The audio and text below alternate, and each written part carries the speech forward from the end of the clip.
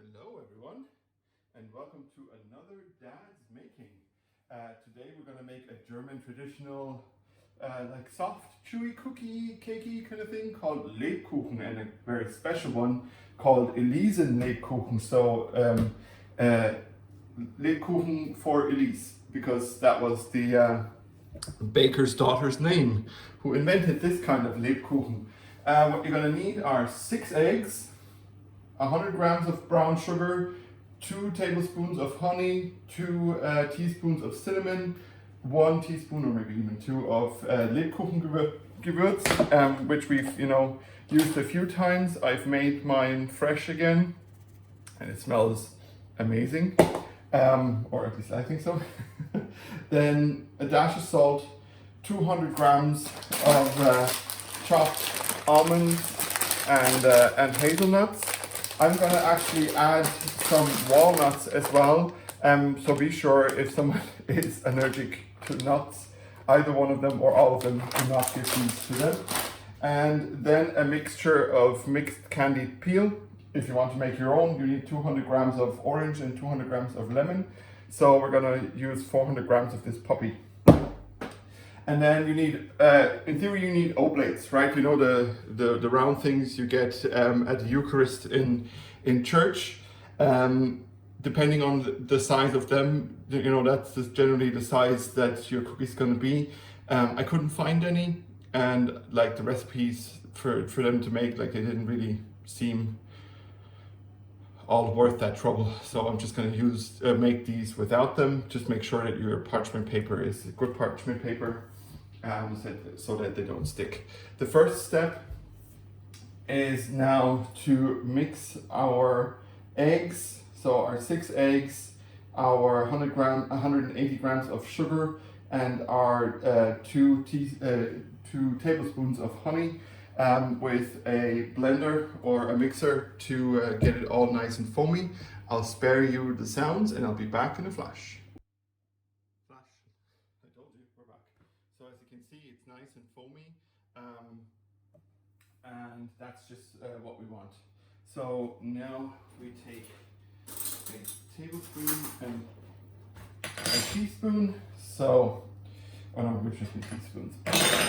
So we're gonna take some ground cinnamon, 2 teaspoons of ground cinnamon, a little bit more, just for good measure, but there is also cinnamon, of course, in our Lebkuchengewürz, so the Lebkuchen spice. So I'm going to put a bit more in because I really want them. Like I'm going to put 2 instead of 1, maybe even, let's say, 2.5. And then just put it or store this lovely stuff in a airtight container. Like the one I have here, has click. Now it's airtight and can stay in there for a long time and bring you loads of joy. So then we need a pinch of salt. So 1 pinch, great. So, and then I'll be back in another flash because I need to grind or like at least chop down a bit my nuts. So I'll be right back. Flash, and we're back. So I've blitzed just like some a bit more chunky and a bit more small. 120 grams of hazelnuts, 160 grams of almonds. If you want, you can play with the amount, of course, of nuts. And then I'm gonna put in 200 grams of chopped walnuts. These came pre-chopped, so one less job to do. Perfect. And now we need our orange zest and lemon zest or peel, the candied peel. So we need 400 grams in total. So let me just use my trusty scales.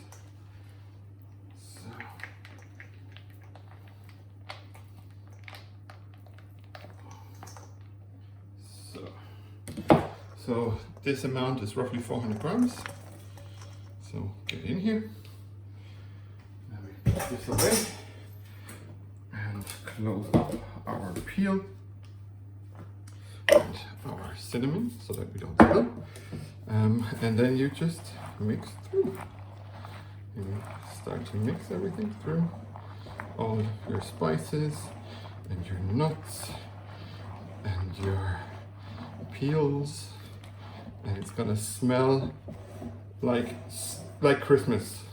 At least, you know, that's the way that I remember it smelling. So make sure to mix everything nicely. So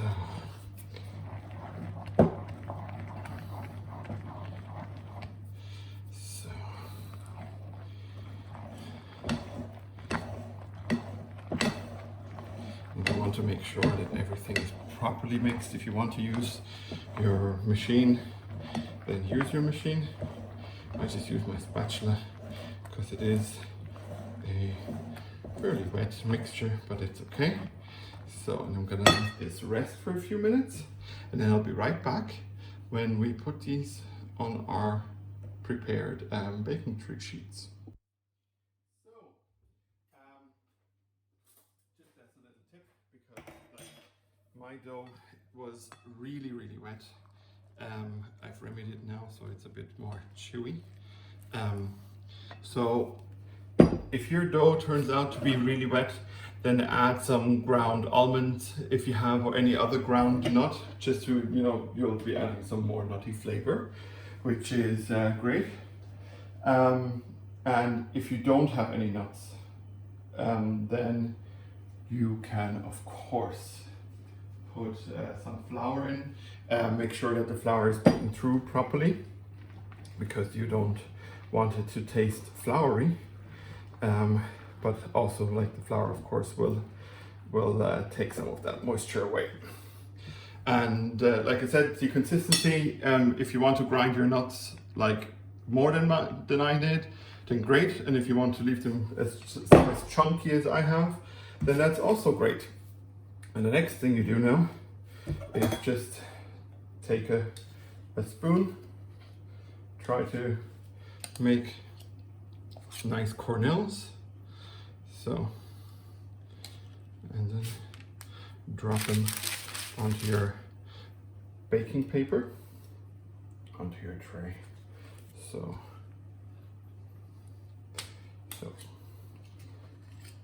okay. And make sure that they stay as round as possible, because then your Lebkuchen will be round. And then you just continue making, you know, cornels with your spoons as good as you can. And if you have the Oblates, then just smear a good spoonful, depending on the size, of course. You're going to use teaspoons or tablespoons. Smear a good spoonful on them, and then pop these babies in the oven at 150 degrees for 20 minutes, and then we'll see each other once these puppies are done. So guys, there you have it, or there you have them. Lovely, yummy Lebkuchen. Still nice and warm, so they need to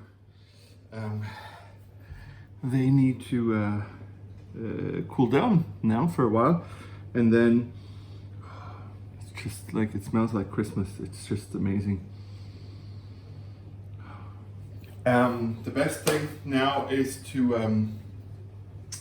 leave them cool, and then if you want, you can cover them with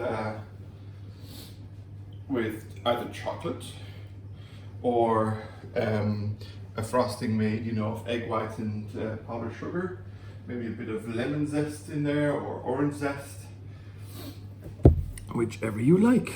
And then, yeah, also leave them for maybe 2 or 3 days so that all the spices can develop, and that they can, it's just so, it's just lovely. It makes my glasses slightly foggy and my mouth watering.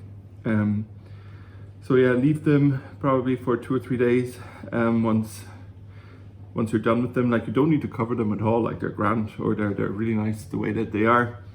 But if you want to, of course, cover them with chocolate or frosting, and then enjoy them. Because after a few days, because the spices will then have developed nicely. So thank everyone for watching, and I hope you'll have as much fun making them as I had. And follow me on Instagram, Facebook and Twitter. You can find all the links in the description below. Hit the little bell at the bottom of the video and subscribe somewhere around here, I'd say. And why don't you head on over to Patreon and donate a $5 my way. It means the world to me. It might not hurt you a lot, or at all, but it keeps, you know, everything going. So thank you everyone. I don't know if I'll be able to make another video before Christmas, so I'll say ho ho ho, Merry Christmas, Frohe Weihnachten, Feliz Navidad,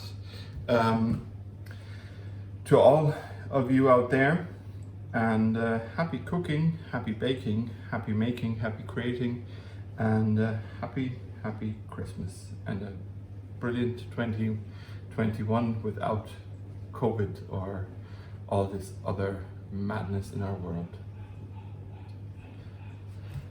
As always, I am your Steve. Ouch, just hit my foot. I am your Steve, and I am out. Ho ho ho.